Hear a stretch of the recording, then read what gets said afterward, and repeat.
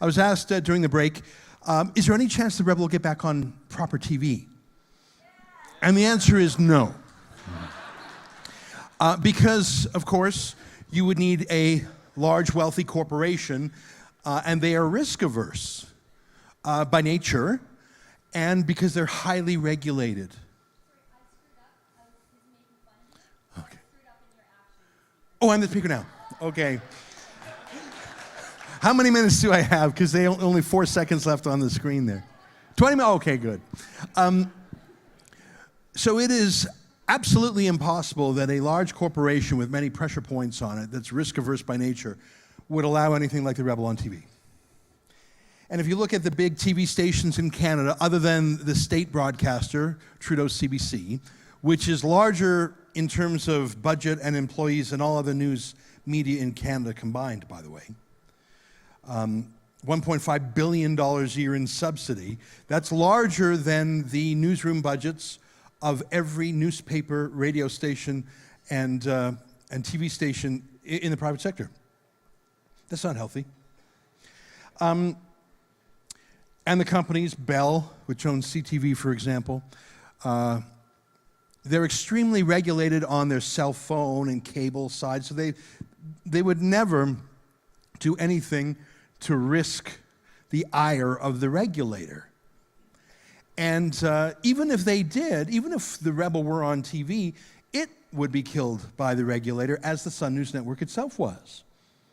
There was a very wealthy man in Quebec named Pierre-Carl Pelledeau who poured $50 million of his own money into the Sun News Network for 3 or 4 great years, and I'm very grateful to him. But if a plugged-in, politically connected establishment family with $50 million and a friend in the Prime Minister, Stephen Harper, gets his TV station shut down, we have no chance. The regulator would shut us down in a second. I was constantly being asked to apologize for this or that by the Canadian Broadcast Standards Council, if you recall, the Sun News Network. But here's the second part of the story, and it actually is the reason why we're called the Rebel. You know, we're coming up on our 4-year anniversary, and people say, what would you change if you could turn back time? And actually, I think I would change our name. And here's why. And in fact, a friend of mine in Quebec said he was going to try and start up something like the Rebel, and he was running names by me. I said, don't call yourself the Rebel or the opposition or the outsiders or the dissidents, because why should you grant rhetorically that the other guys are in the center? Why should you grant that they're the norm? Call yourself the Patriots or something like that. Why should you let them own normalcy? Because they're not. They're not. And I mean, I know what was in my mind back then. We were rebelling against the CRTC. We were rebelling against the industry. We were rebelling against the costly technology of old school TV. We were rebelling, of course, against the media narrative. So I certainly felt like a rebel, and our little team felt like rebels. But I mean, one of the neat things about being internet-based is you know exactly the facts of how many people are watching. And you know, it's sort of amazing. You could carry it around in your handphone to the minute how many people are watching your videos. And I'm going to tell you up to the minute our stats, because I want you to know it's very encouraging. And that's why I say, why should, like right now, and I know you can't see this because it's tiny and in my phone, but I'll show you that right now on YouTube alone, that's not even our paywalled stuff, in the last 48 hours, we have had 810,000 views. I know you can't see that. And that's pretty normal. That's pretty normal. I like it when it's more than 1 million.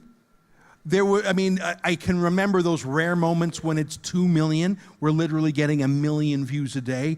And there was one glorious moment when we had 4 million views in 48 hours.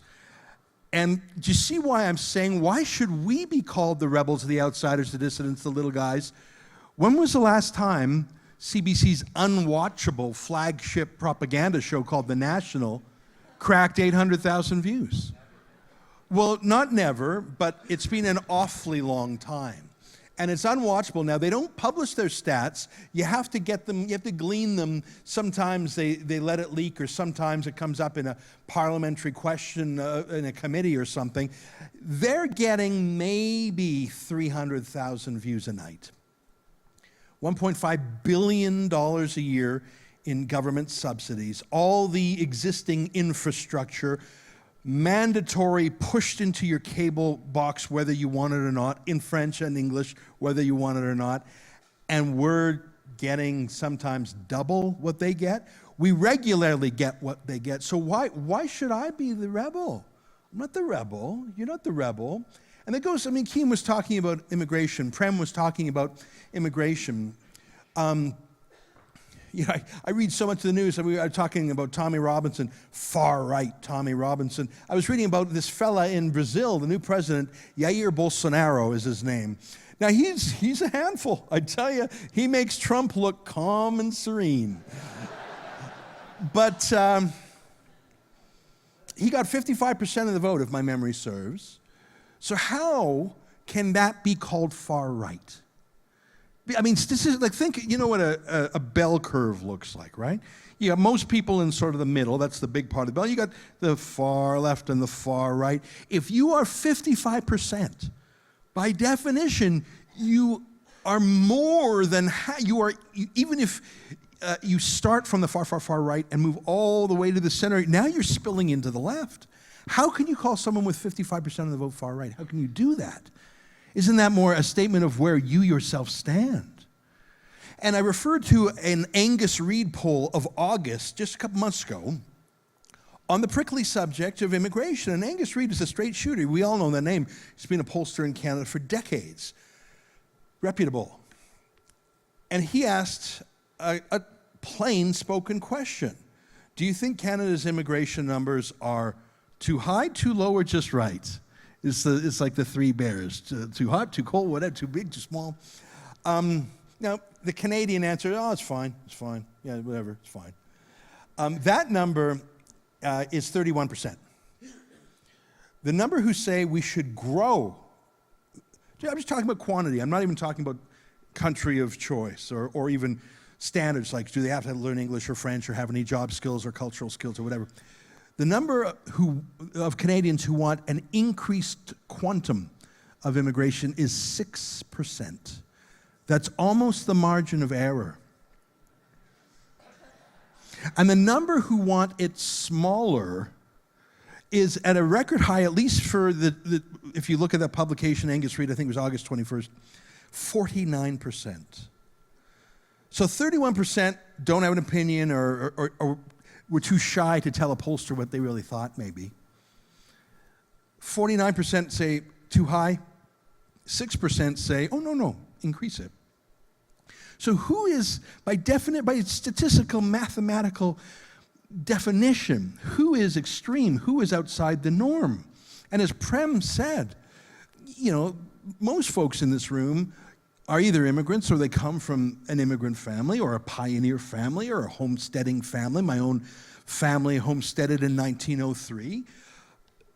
I don't think people, especially in the West, which was settled and colonized, I don't think people here are averse to newcomers. But you have to absorb people. You have to make them Canadian. Canada's more than just an address. And when Justin Trudeau positively says he believes in a post-national state, well, we don't.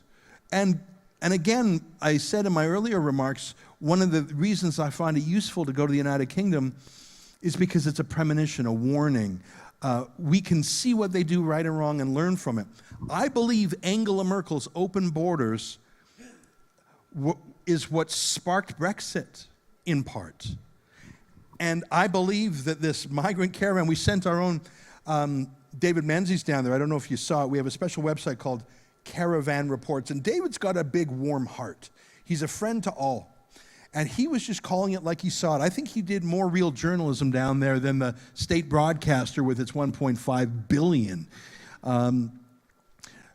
I think that Canadians are open to newcomers who want to be part of our story. But you got to be part of our story. And simply saying that,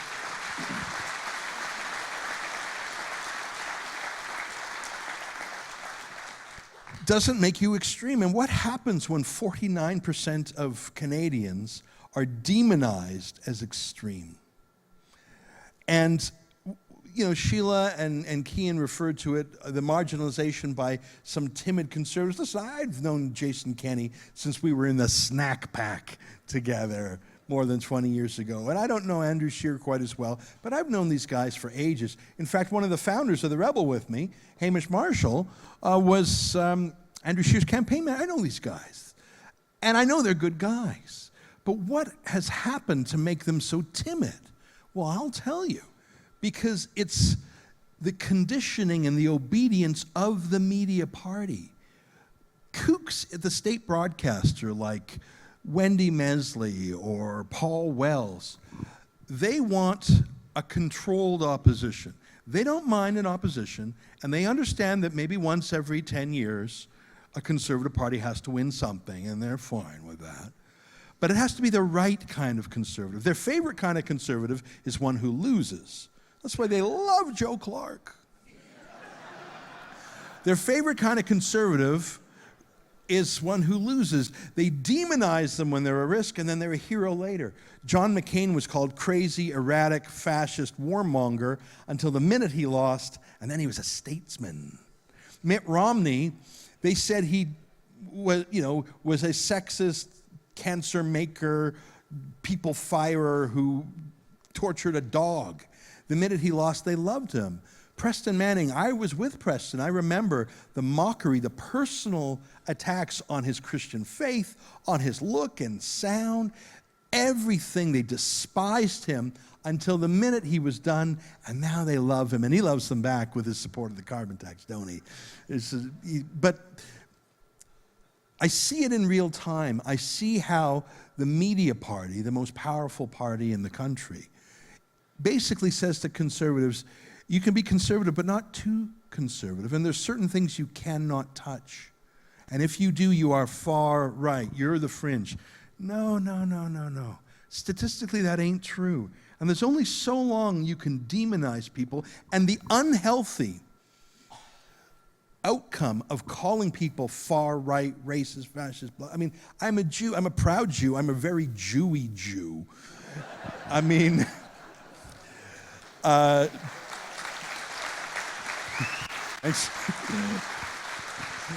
But the bizarre attempt to call us anti-Semitic, I actually like some Jews. Most of the time. No, I'm kidding around. I mean, joking. To call the Rebel the most, I mean, we're so Zionist, sometimes I think, okay, we got to take our foot off the gas there. People will think we're just like a Jewish website. No, and the true far right, like true neo-Nazis hate the Rebel. They call us rabbi media.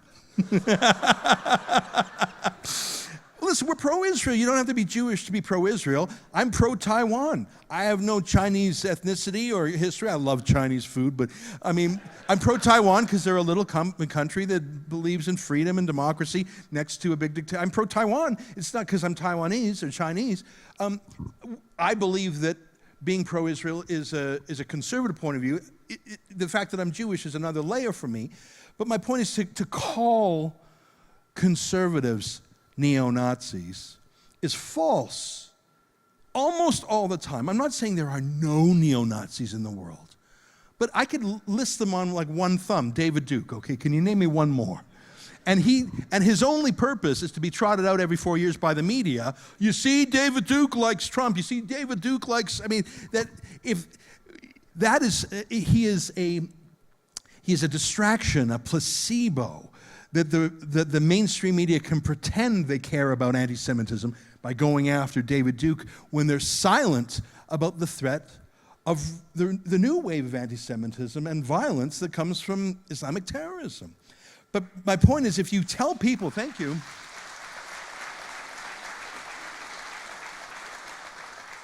the risk of demarginalizing common sense conservatives, the risk of demonizing legitimate concerns about open borders, immigration, absorption, Western value, equality of men and women, meritocracy, the separation of mosque and state in the public square. These are legitimate questions, and as Prem said, we have to be able to at least discuss them. Can't we at least talk about them? The problem is, if you demonize and lock people with these genuine concerns out of political parties, out of the media, you're pushing them out of the mainstream. But they're 49% of people, at least, according to that Angus Reid poll. Are you saying that 49% of people are racist? Because, you say that often enough, maybe some of those 49% of people say, all right, well, if you say I'm racist, then I am. All right, if you say I'm too right-wing for the Conservative Party, then maybe I am. If you say I'm too right-wing for the United Conservative Party of Alberta, maybe I am. If you say I'm illegal, that my ideas are hate speech, well, then maybe I am.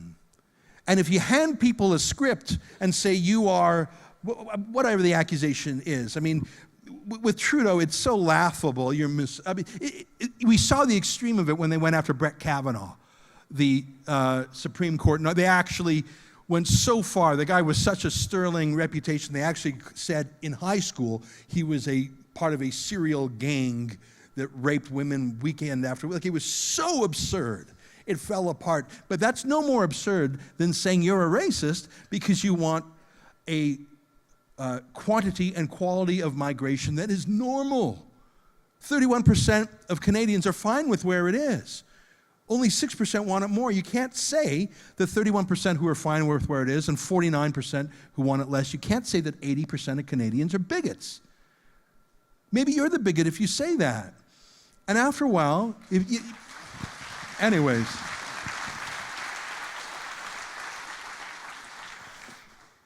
I said earlier that one of the great benefits of being on the internet is that we're not subject to the censorship of corporate Canada. We don't take a penny from the government broadcaster, from the government. Can you imagine? We would be shut up immediately. There's no such thing as free money. That's why I like our crowdfunding model.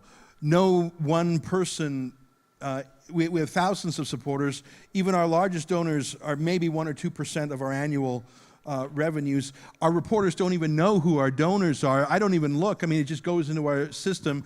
And I mean, I try to, if I'm well-behaved and mannerly, I try to reach out to people who are particularly generous, but we've got a million things to do. My point is, it's almost anonymous who our donors are. Sheila has no clue. Kian has no clue who our donors are. Talk about independent journalism. And I know that if people contribute again, then we're on the right track. I know if people fund Sheila, she's going back for her third time to the Global Warming Conference at the United Nations. I know if people like that, they'll chip in. And the day they don't, the day we don't cover the bill, okay, we won't go next year. It's the most democratic kind of journalism there is. We're not forcing things on people because it won't get paid for. The CBC is a nonstop dose of eat your spinach scolding. Oh, you're racist. Oh, you're sexist. Oh, you're Islamophobic. Oh, you're transphobic. Oh, you're vegetarianophobic, or whatever it is these days. It's just constant grievance studies.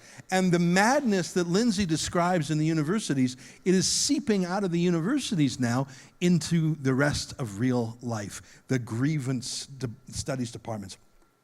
I see I only have 2 minutes and 12 seconds left, and I am going to respect that because we want to stay on course today. And our next speaker is here. He's having a little nosh. I need a nosh. I know. You know what? I'm literally losing weight here, minute by minute. I'm kidding. I told you that we, according to the stats here, you could literally minute by minute. How many views? Very exciting. You can see what people care about and what they don't, and you can see what YouTube demonetizes. I mean, don't get me wrong. YouTube is the biggest censor around. Traditionally, if we have the word feminist, Trudeau, or terrorist in the headline of a story, it's demonetized. That means they just cut off our ads, and they just say, "Oh, well, advertisers don't want that." Well, it says you. So YouTube has cut our advertising by about 85%. I still love it because we have almost 1.08, not that I'm keeping precise track, 1.08 million subscribers on YouTube. People hear that and hear dollars. No, it ain't dollars. It's subscribers. YouTube really doesn't monetize our videos anymore, but it's a great way for people to hear our story.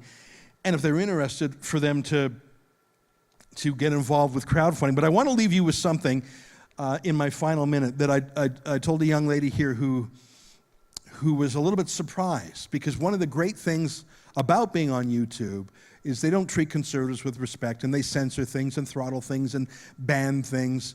And one day I'm sure they will shut us down. But they give you great data, because they're spying on you all the time. So they give you great data about who your viewers are. And I just want to tell you, because I think this surprised someone when I showed them to you, our demographics. That is, who's watching The Rebel. I know the demographics for the cable news shows. For Fox, CNN, MSNBC, all that stuff's public. Their average viewer, depending on the network, is between 65 and 75 years old. And that's fine. That's what you would expect. People who care a lot about politics, have a lot of time to follow the news. I mean, young people are busy going to school, going on a date, getting a job, getting married, building a life. They don't watch news all day.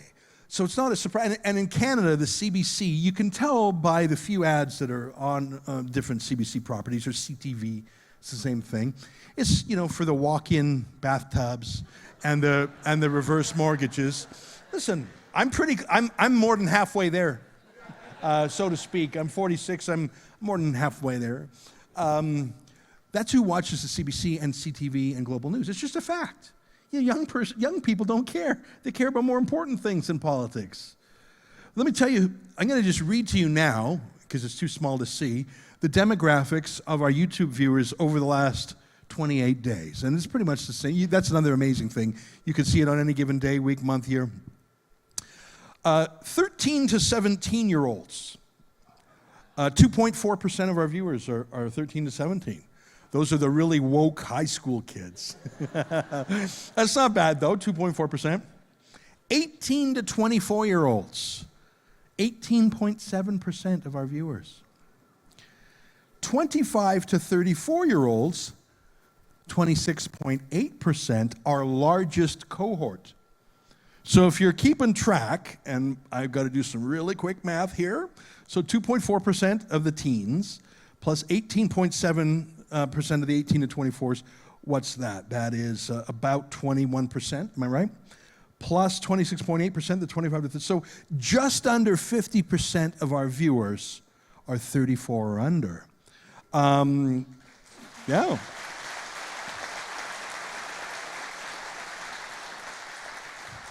$35 to 44 is 17.6%. 45 to 54, that's me, 15.5%. And the 55 to 64s is 10.9%. And people 65 plus is 8.1%. So we love the seniors, but we have the eyeballs of millennials, young Gen X. What's the Generation Z, or what do they call the littlest, the wee ones? The Generation Z. And I tell you this because I find this deeply hopeful. Because if you're 13 or 14 or 15 or 16 or 17, 18, or in college and watching The Rebel, you're probably not chipping in $100 to send Sheila to the global warming conference, because you don't have $100. You're probably not paying $8 a month to be a premium subscriber, or $250 a year to be a Producers Club. Thank you to those of you who are that. Because you don't have the money. Because you're spending it on fun stuff. You're spending it on wings and beer, and you're spending it on dates, or you're spending it on tuition, or you're just starting a life. But if you're 25 years old and watching The Rebel for free on YouTube, and you binge watch it, because it's all out there. We have more than 10,000 videos in our library now. And you watch it, and you get woke, and the scales fall from your eyes, and you don't need that old technology, and you don't need the CRTC's approval. And who even reads the Globe and Mail scolding mail anyways? And that I find deeply hopeful. And so while the average age in this room is probably, well, where I am, I'd say, I'm 46. There's some folks here younger than me, some folks here older than me, and that's fine. And you're the guys who paid $75 to come here today, and I appreciate that. But to me, the hope is that even though the media and the media party and the political establishment, the political media industrial complex, says that our side are the obscure radical extremists, the stats say otherwise. The The stats say they're the ones who